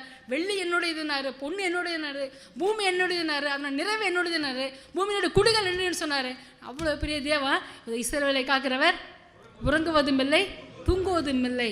உங்களால் ஆண்டவரோட அன்பை உணர முடியுதா? உங்கள் மேலே ஆண்டவர் வச்சிருக்கிற பாசத்தை உணர முடியுதா? உங்கள் மேலே ஆண்டவர் வச்சிருக்கிற நம்பிக்கை உணர முடியுதா? ஆண்டவர் உங்கள் மேலே வச்சிருக்கிற கிருபையை உணர முடியுதா? உங்களை நீங்களே அடித்து கொள்ளாதீங்க. நீங்கள் ஆண்டவருக்கு தேவை, நீங்கள் ஆண்டவருக்கு தேவை. பிசாசு கண்களின் இச்சையை, மாம்சத்தின் இச்சையை, ஜீவனத்தின் பெருமையை வச்சு உங்களை வழிவிலைக்கு போக பண்ணலாம். உங்களை வச்சு ஆண்டவர் வச்சிருக்கிற பிளான் ரொம்ப ஒரு மெகா பிளான். ஆமேன். அந்த பிளானை பிசாசு குலைக்க முடியாது. உங்களை தவிர அந்த பிளானை யாரும் குலைக்கவே முடியாது. ஹல்லேலூயா. யாரோடு கூட கர்த்தர் பேசி கொண்டிருக்கிறார், யாரோடு கூட தேவன் பேசி கொண்டிருக்கிறார். தேவன் உன் வாழ்க்கையில் வைத்திருக்கிற திட்டம் பெரிது. எனவே உனக்குள்ளேயே அந்த உருவாக்குகிற வல்லமை அழிச்சு அழிச்சு அழிச்சு உன்னுடைய வாழ்க்கையை ஒரு ஒரு ஒரு ஒரு பேத்தட்டிக் சீனாக நீங்கள் கிரியேட் பண்ணி நீங்கள் நொந்து போகாதீங்க. உங்களை கொண்டு தேவன் செய்கிற காரியம் பெரிய காரியமாக இருக்க போகிறது. இந்த காலை நேரத்தில் ஆண்டவர்கிட்ட கேளுங்க, ஆண்டவரே நான் உடைக்கப்பட்டேன் உண்மைதான், நான் உடைந்து போனது உண்மைதான், எனக்குள்ளே நம்பிக்கைக்கு ஒரு ஏதுவும் இல்லை உண்மைதான் ஆண்டவரே. ஆனால் இந்த காலை நேரத்திலே உருவாக்குகிற ஒரு அபிஷேகம், உருவாக்குகிற ஒரு வல்லமை, உருவாக்குகிற ஒரு வார்த்தை, ஊன்ற கட்டுகிற ஒரு வார்த்தை இந்த காலை நேரத்தில் என் மீது கொடுங்க ஆண்டவரேன்னு கேளுங்க. கட்டாயம் ஆண்டவர் கொடுப்பார். ஹல்லேலூயா, ஹல்லேலூயா. அடுத்து இன்னும் கூட ஒரு காரியத்தை நம்ம பார்க்கலாம். இன்னும் யோசுவா பார்க்கும்பொழுது, யோசுவா 24, 14, 15 பார்க்கும்பொழுது அவன் என்கரேஜ் பண்ணுறான் ஜனங்கள் சோர்ந்து போகும்பொழுது, பயந்து போகும்பொழுது அவங்கள என்கரேஜ் பண்ணி தொடர்ந்து அந்த யுத்தத்தில் முன்னேறி செல்லக்கூடிய கிருபைகளை கொடுக்குறான். ஹல்லேலூயா. காரணம் என்ன தெரியுமா? அவனுக்குள்ளே இருக்கிறதான உருவாக்குகிற வல்லமை. ஆமென். பாருங்க, அடுத்து இந்த யோசுவாவோட காரியத்தை நம்ம பார்க்கலாம். யோசுவா 1 அதிகாரம் 1-2 வசனங்கள் இந்த இடத்துல பார்க்குறோம். கர்த்தர் யோசுவாவை பார்த்து, பார்த்தீங்களா? கர்த்தர் யோசுவாவை பார்த்து. பாருங்க, கர்த்தர் யோசுவாவை பார்த்துன்னா அவன் அதுக்கு முன்னாடியே ஒரு ஆக்டிவிட்டி செய்திருக்கணும். என்ன செய்திருக்கணும்? ஆண்டவரை கூப்பிட்டு இருக்கணும். சரி, ஆண்டவரை கூப்பிட்றதுக்கு இன்னொரு பேர் என்னது? ஜெபம் பண்ணுகிறவன். யோசுவா எப்படிப்பட்டவன்? ஜெபம் பண்ணுகிறவன். அருமையான தேவ பிள்ளைகளே, ஜெபம் பண்றவனை தான் ஆண்டவர் மேன்மைப்படுத்துவார். ஆமென். யார் ஜெபிக்கிறாங்களோ அவனுக்கு ஆண்டவர் தரிசனங்களை காட்டுவார். யார் ஜெபிக்கிறார்களோ அவங்க தான் ஆண்டவரோட யுத்தத்துக்கு வேணும். உலக பிரகாரமான யுத்தத்துக்கு சண்டை போட தெரியணும், துப்பாக்கி சுட தெரியணும், வேற என்னென்ன எக்யூப்மெண்ட்ஸ் இருக்கோ அதெல்லாம் ஹேண்டில் பண்ண தெரியணும். ஆனால் ஆண்டவருடைய யுத்தத்தில், ஆண்டவருடைய சேனையில் யாருக்கு தெரியுமா முதல் இடம்? ஜெபிக்கிறவன். சொல்லுங்க, ஜெபிக்கிறவனுக்கு முதல் இடம். இந்த யோசுவா யாரு? சேனைகளின் சேனை தளபதி. இந்த யோசுவா யாரு? சேனை தளபதி. அது ஜெபிக்கிறவனுக்கு தான் ஆண்டவர் தரிசனங்களை காட்டுவார். ஒரு சமயம் பார்த்தா தேவதூதன் நிற்கிறாங்க. யோசுவா கேட்குறாரு, ஐயா நீர் எங்க கோஷ்டியா அடுத்த கோஷ்டியா? அந்த அந்த அந்த சேனைகள், அந்த சேனையின் அதிபதி சொல்றாரு, ஏய் உன் கோஷ்டி நான் கிடையாது, இவன் கோஷ்டி நான் கிடையாது, யார் என்ன சேர்ந்துக்கிறாங்களோ அவன் என் கோஷ்டி. அல்லேலூயா. நீர் என்னை சேர்ந்தவரா என் எதிரியை சேர்ந்தவரா? தேவதூதன் சொல்லுகிறார், நான் உன்னை சேர்ந்தவரும் அல்ல, நான் எதிரியை சேர்ந்தவரும் அல்ல, யார் என்னிடத்தில் சேர்ந்து கொள்கிறார்களோ நான் அவனை சேர்ந்தவன். அல்லேலூயா. நீங்கள் அவரை சேர்ந்து கொண்டிருக்கிறீங்களா? ஆமென். ஜெபிக்கிறவனுக்கு தான் தரிசனம். ஜெபிக்காமல் போனேன்னா உன்னை சும்மா பார்த்தா கூட முறைக்கிற மாதிரி இருக்கும். யாருக்கூட பேச வந்தால் கூட உன்னை அடிக்க வந்த மாதிரி இருக்கும். அல்லேலூயா. கனவுல கண்டதும் விரட்டும் துரத்தும் ஓடுவீங்க நீங்கள். ஆனால் ஜெபிக்கிற தேவ பிள்ளைகளே, தேவன் உங்களுக்கு தரிசனங்களை காட்டுவார். அல்லேலூயா. உங்கள் வாழ்க்கையை குறித்த தரிசனங்களை காட்டுவார், உங்கள் எதிர்காலத்தை குறித்த தரிசனங்களை காட்டுவார். பாருங்க, அந்த யோசுவா பெரிய யுத்தங்களை எல்லாம் செய்கிறார். மோசேயுடைய தலைமைத்துவம் வேற. அவரது பொலிட்டிக்கல் ரிஃபர்மேஷன் ஸ்டைல், டிப்ளமாட்டிக் ஸ்டைல். ஆனால் இங்கே யோசுவா அது பார்த்தீங்கன்னா அதுக்கு அப்படியே அப்சைடு. எல்லாமே வெட்டு குத்து கத்தி போர் அப்படிதான். ஆமென். ஸோ அந்த சூழ்நிலையில் யோசுவா என்ன செய்யணுமோ அதெல்லாம் ஜெபம் பண்ணி ஆண்டவர்கிட்ட கேட்டு பெற்றுக்கொண்டான். ஜெபிக்கிறவன் ஆண்டவர் ஆசீர்வதிப்பார், ஜெபிக்கிறவன் ஆண்டவர் பயன்படுத்துவார். ஒன்றுமே இல்லாதவன்லாம் பெரிய காரியத்தை செய்துட்டே போவான். ஆனால் எல்லா திறமையாக இருந்து ஒன்றுலாம் உட்காந்துட்டு இருப்பான். அது காரணம் என்ன தெரியுமா? ஒன்றுமே இல்லாதவன், அவன்கிட்ட ஒன்றும் இல்லை. ஆனால் ஆண்டவர்கிட்ட ஜெபம் பண்ணி ஜெபம் பண்ணி ஜெபம் பண்ணி ஜெபம் பண்ணி கிருபை கேட்டு கிருபை கேட்டு கிருபை கேட்டு கிருபை கேட்டு முன்னேறி போய்கொண்டே இருப்பான். ஆமென். ஒரு நீங்கள் யோசிக்கலாம், என் வாழ்க்கையில் ஒரு விருத்தி இல்லையே, என் வாழ்க்கையில் ஒரு ஆசீர்வாதம் இல்லையே, எனக்கு எல்லாம் இருந்தாலும் எதுவுமே ஒர்க் அவுட் ஆக மாட்டேங்குதே. அருமையான தேவ பிள்ளையே, நீ ஜெபம் பண்ணிப்பார், உனக்கு எல்லாம் ஒர்க் அவுட் ஆகும். ஆமென். யோசுவா பாருங்க, எதெல்லாம் செய்தானோ அதெல்லாம் ஜெயிச்சாங்க. யாரெல்லாம் ஜெயிக்க முடியாது அப்படி கண்டிஷன் இருக்கோ அவன் ஜெயிச்சான். காரணம் என்ன? அவன் ஜெபிக்கிறவன். ஜெபிக்கிறவன் ஜெயிக்கிறவன். சொல்லுங்க பார்ப்போம். இன்னொருக்கா சொல்லுங்க பார்ப்போம். அது அப்படி ரொம்ப அப்படி ஈனமாக சொல்கிறீங்க, சத்தமாக நல்லா ஜோராக சொல்லுங்க பார்ப்போம். ஜெபிக்கிறவன் தான் ஜெயிக்க முடியும். ஹல்லேலூயா. ஜெபிக்கிறவன் தான் ஜெயிக்க முடியும். பாருங்க, மோசே காலத்தை பார்த்தா அவர் லெக்சர் தான் கொடுப்பாரு, இதை செய்யுங்க அதை செய்யுங்க இதை செய்யுங்கன்ட்டு. ஆனால் இந்த யோசுவா கேரக்டர் நீங்கள் வாசிப்பாரு, அவன் கேள்வி மேலே கேள்வி கேட்பான். எந்த மட்டும் செய்ய அசதியாக இருப்பீர்கள், எந்த மட்டும் கர்த்தரை பின்பற்றாது இருப்பீர்கள், எந்த மட்டும் யுத்தத்திற்கு செல்லாது இருப்பீர்கள். இந்த தில் எப்போ தெரியுமா வரும்? ஜெபிச்சா தான் வரும். ஹல்லேலூயா. அதுக்காக மோசே இன்ஃபீரியர்னு சொல்ல வர்ற, அவருடைய லீடர்ஷிப் ஸ்டைல் வேற, யோசுவாவோட லீடர்ஷிப் ஸ்டைல் வேற. ஸோ இவ்வளோ அவர் தைரியமாக கெத்தாக இருக்கிறதுக்கு என்ன தெரியுமா காரணம்? அவன் ஜெபிக்கிறவன். இன்னைக்கு கெத்தா நான் பேசுகிறேன்னா நான் அவ்வளோ ஜெபம் பண்ணிட்டு வந்திருக்கிறேன். ஹல்லேலூயா. நீங்களும் ஜெபிச்சிங்களா? உங்களுக்குள்ள அந்த குண்டு தைரியம் எப்படி வரும்னே தெரியாது. ஹல்லேலூயா.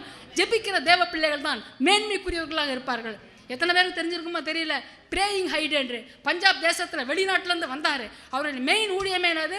முழங்கால்கள் போட்டு ஜெபம் பண்ணி ஜெபம் பண்ணி ஜெபம் பண்ணி 24 மணி நேரம் ஜெபிக்கிறது அவருடைய வேலை. இன்னைக்கு பஞ்சாபில் ஆண்டவர் ஒரு அசைவை கொடுத்து வந்திருக்கிறார். அந்த 29 வயது என்று நினைக்கிறேன். அந்த 29 வயதிலேயே கண்ணெல்லாம் சுருங்கி கண்ணத்தில் குடியெல்லாம் விழிஞ்சு எவ்வளோ ஒரு கிழமை, ஒரு 70 வயசு கிழவனை போல தோற்றம் அளிப்பாராம். ஜெபம் பண்ணி ஜெபம் பண்ணி அவருடைய பேர் ஜான் ஹைடு. கடைசியில் பார்த்தா அவருக்கு என்ன திரும்ப புனை பெயர் வந்தது? Praying Hyde. சொல்லுங்க பார்ப்போம். ஜெபம் தாங்க நமக்கு ஒரு பெரிய மேன்மையை கொண்டு வரும். ஆனால் நமக்கு ஒரு பெரிய வீக்னஸ்னா, நல்லா நிறைய பேசணுன்னா கூட பேசுவோம், ஆனால் ஜெபம் பண்ண தான் நமக்கு பேச சொல்லுங்களேன். அப்படியே அண்டார்டிகாவிலேருந்து, அமெரிக்காவிலேருந்து, ஜப்பான்லேருந்து, சைனாலேருந்து, பிலிப்பைன்ஸ்லேருந்து எல்லாம் பேசுவோம். ஆனால் ஜெபம் பண்ணுறப்ப ஆண்டவரே என் சுருக்கமான ஜெபத்துக்கு பெருக்கமான ஆசீர்வாதத்தை தார ஆண்டவர். நம்ம லாஜிக்கை நம்ம மாற்றிக்கிறோம் பார்த்தீங்களா? பெருக்கமான ஜெபத்துக்கு நிறைய ஆசீர்வாதம். ஆனால் நம்ம பெருக்கமான பேச்சை பேசிட்டு சுருக்கமான ஜெபத்துக்கு பெரிய ஆசீர்வாதத்தை எதிர்பார்க்கிறோம். அருமையான தேவ பிள்ளைகளே, நீங்கள் ஜெபிச்சிங்கன்னா உங்களை வச்சு ஆண்டவர் செய்கிற காரியம் பெருசு. ஹல்லேலூயா, ஹல்லேலூயா, ஹல்லேலூயா. பாருங்க, சாதாரண காரியத்தை மாத்திரம் இல்லை, இயற்கைக்கு மேற்பட்ட சட்டங்களை மாற்றக்கூடிய, அந்தகார வல்லமைகளை தவிடுபடி ஆக்கக்கூடிய, அந்த வானத்தையே மோதக்கூடிய பலத்தை ஆண்டவர் உங்கள் ஜெபத்துக்கு கொடுத்துருக்கிறார். எத்தனை நாள் தான் இந்த பிரச்சனையிலே நீங்கள் சோர்ந்துட்டு இருக்க போறீங்க? ஐயோ பிரச்சனை பிரச்சனை, ஏன் சோக கதைன்னு எத்தனை நாள் தான் சொல்ல போகிறீங்க?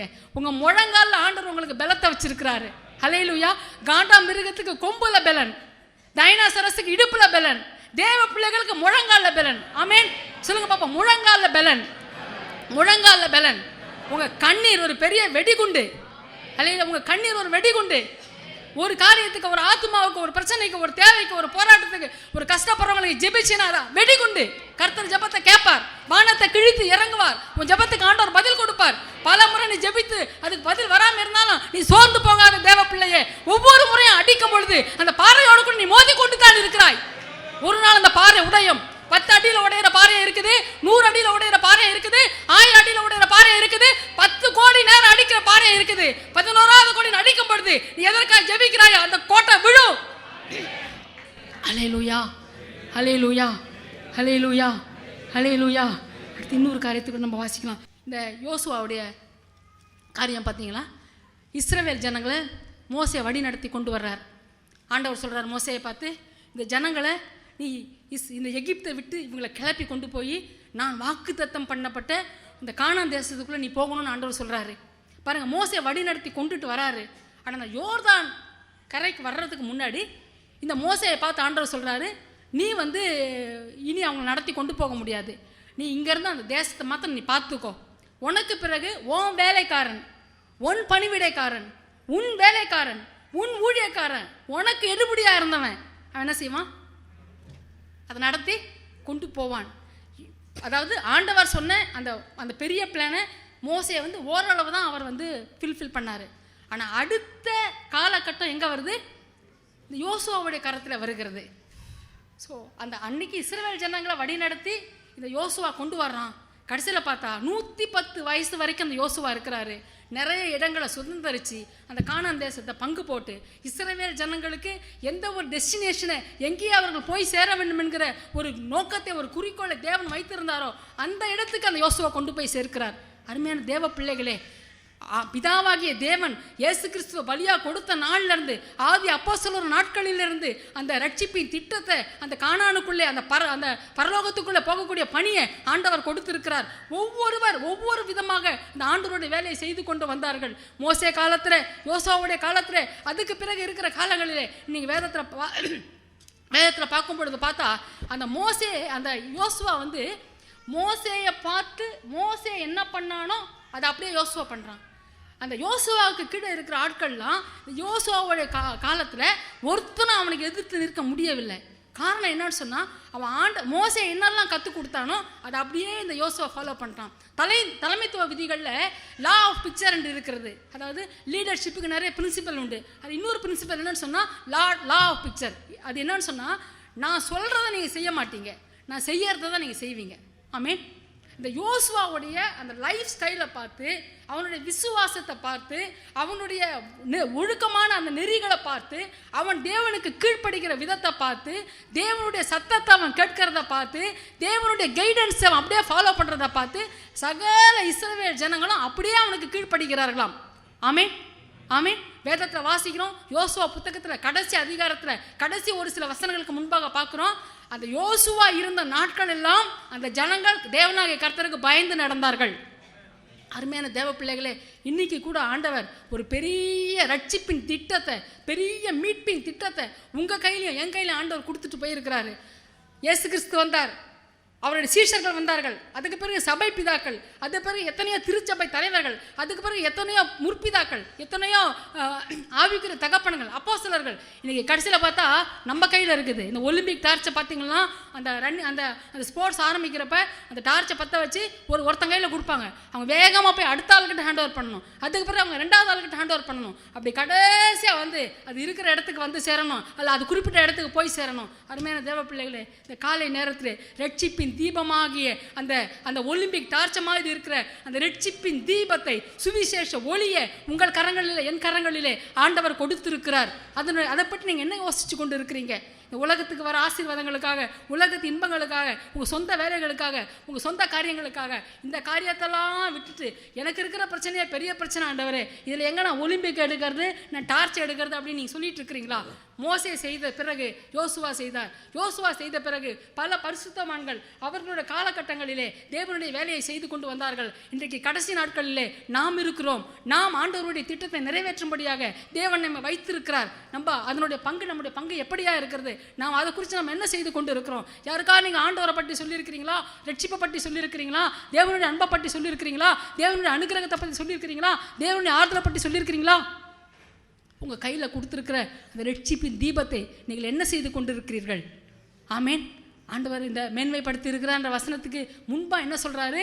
நீ அறியாது இருக்கிற ஜாதியை வரவழைப்பாய். நீதிமொழிகள் புத்தகத்தில் வாசிக்கிறோம், காளைகளின் பலத்தினால் மிகுத்த வரத்துண்டு, உன் ஆடுகளின் நிலைமை நீ நன்றாக அறிந்து கொள், உன் மந்தையின் மேல் நீ கவனமாக இரு. நீ ஆட்டை ஒழுங்கா நீ பார்த்தீங்கன்னா உனக்கு பால் கிடைக்கும், உனக்கு தோல் கிடைக்கும், உனக்கு கறி கிடைக்கும், உனக்கு வசதி இருக்கும், எல்லாமே இருக்கும்.